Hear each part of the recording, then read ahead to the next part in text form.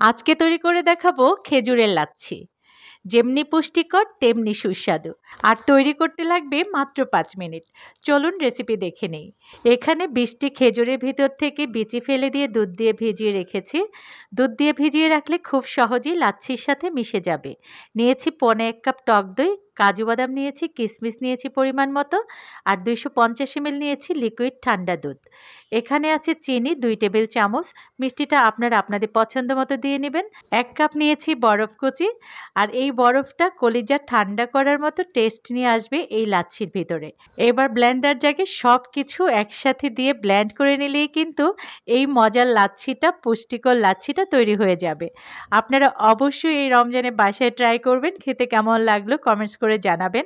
আমার কাছে তো ভীষণ ভালো লেগেছে, আপনাদের কাছে অনেক ভালো লাগবে।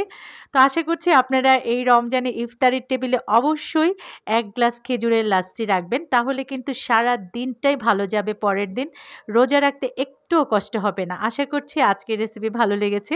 যারা ইউটিউব থেকে আমার ভিডিওটি দেখছেন প্লিজ প্লিজ প্লিজ আমার চ্যানেলটিকে সাবস্ক্রাইব করে আমার পাশে থাকবেন, লাইক কমেন্টস করবেন। আর যারা ফেসবুক থেকে দেখছেন পেজটাকে ফলো দিয়ে একটা লাইক দিয়ে দিবেন। আল্লাহ হাফেজ।